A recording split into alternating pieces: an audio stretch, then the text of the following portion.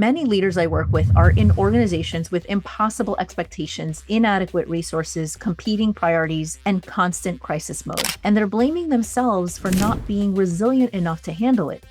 What if the problem isn't that you need more coping strategies, but that your entire system is set up for failure? But here's where micro actions, daily practices, and savoring interventions don't help. It's like telling somebody whose house is on fire to practice mindfulness instead of calling the fire department.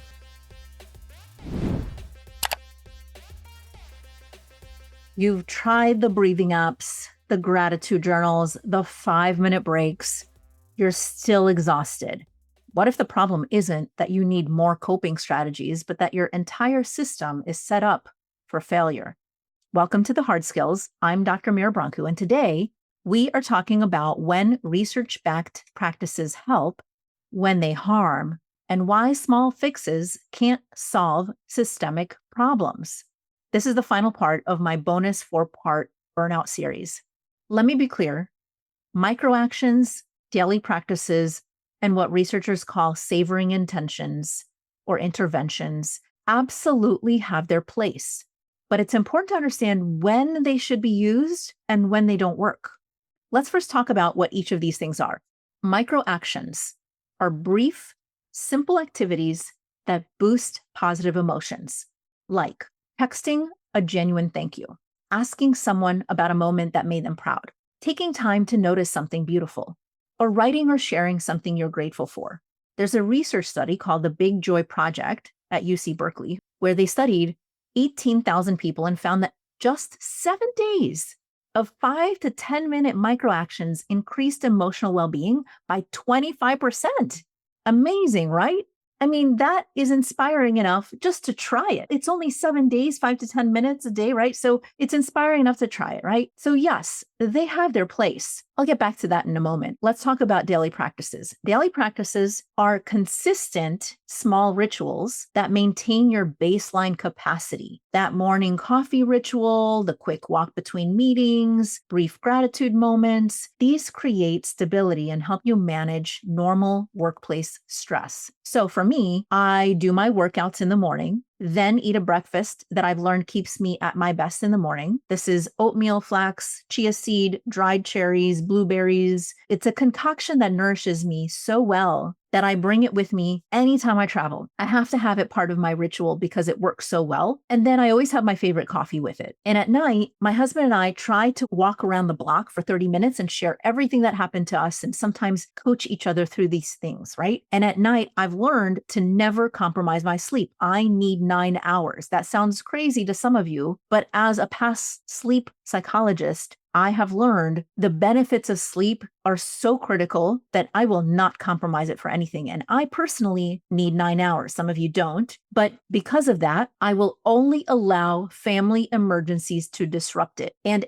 every single one of these things are daily practices that keep me functioning well every single day. It supports my baseline resiliency. Okay, let's talk about savoring interventions. What are these? Savoring interventions are what positive psychology researcher Fred Bryant calls the capacity to attend to, appreciate, and enhance positive experiences. This could be deliberately slowing down to enjoy a meal, reflecting on a positive memory, or anticipating something good and just savoring that. Now, I haven't gotten very good at this one. Maybe the walks offer some of that to me, but I have tried to practice with an afternoon tea to try to make it from tea leaves, which takes longer, and enjoy it in one of my many handmade mugs that I got from local potters. That's a good example of that. Now, all of these work beautifully for managing short-term, immediate, or acute stress, the normal ups and downs of challenging work. Bad meeting, microactions help. Difficult conversation, daily practices help maintain or more quickly restore your equilibrium. But here's where microactions, daily practices, and savoring interventions don't help. When we try to apply acute stress solutions to chronic system problems.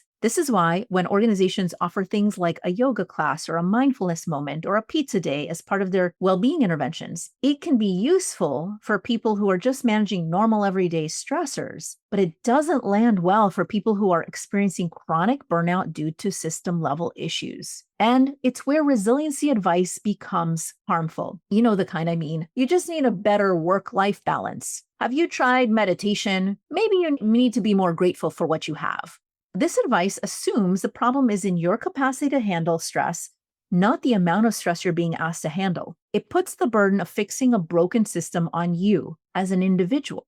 Resilience advice is helpful when you're in a fundamentally sustainable situation with temporary stressors. Your workload is generally manageable, but right now it's really stressful. Your organization is generally healthy, but right now there's a lot of tension and conflict or chaos. You have adequate resources, but right now it feels a little strained. So resiliency advice during these situations in this context means you just need tools to handle the normal challenges. But resiliency advice is harmful when you're drowning in an unsustainable, toxic, or dysfunctional system, and the advice is just manage your stress better. Excuse me?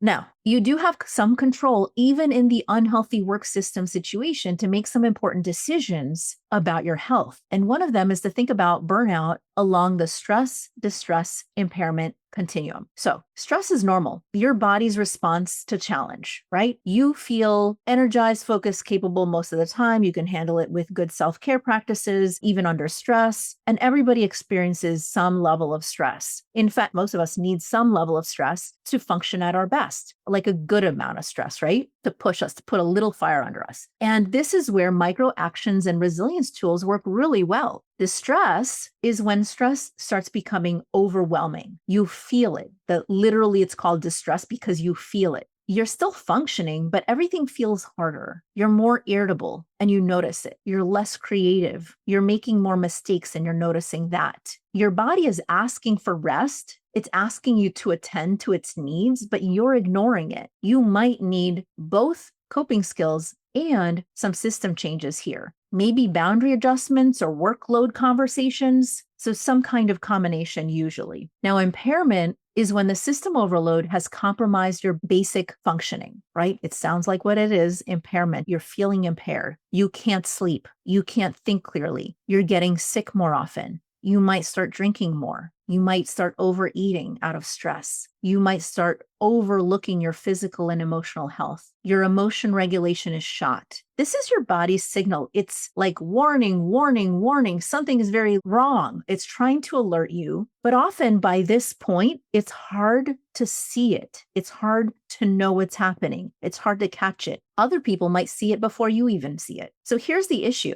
If you're in the stress or distress zone, you can still help yourself and ask for help because you have enough capacity to identify the problem and consider some solutions or adjustments. If you're in the impairment zone and someone suggests you try gratitude journaling, that's not just unhelpful, it's actually harmful. It suggests that your very real systemic problems are personal failures. It's like telling somebody whose house is on fire to practice mindfulness instead of calling the fire department. The mindfulness might help them stay calm, but it won't put out the fire. And the even bigger problem, when you're in the impairment zone, it literally means your capacity to know and see the seriousness of the problem might be impaired. You might think it's normal when it isn't. How many times have you stayed stuck way too long in a dysfunctional relationship or workplace because you thought it was workable, that you could just figure it out? If you just dig in, if you just did this one thing, it'll work out and it'll be okay, right? We kind of normalize it when you've been in it too long. Many leaders I work with are in organizations with impossible expectations, inadequate resources, competing priorities, and constant crisis mode. And they're blaming themselves for not being resilient enough to handle it. I had one client keep telling me, I can't quit doing all the things I'm doing. They're depending on me. I will consider myself a failure if I stop. And meanwhile, she wasn't recognizing the terrible situation she was being put in with no support or resources. They were setting her up for failure, and she was blaming herself, looking to use coaching to just try harder, dig deeper, find another way to feel effective. The question in those cases isn't, how can I cope better? The question is, what needs to change systematically for this to be sustainable? So, with that in mind, if you're looking for additional help with all of this, I got you. I have a workshop called the Anti-Burnout Leadership Lab. And one of the things that we're going to be doing is to evaluate where you are on the stress distress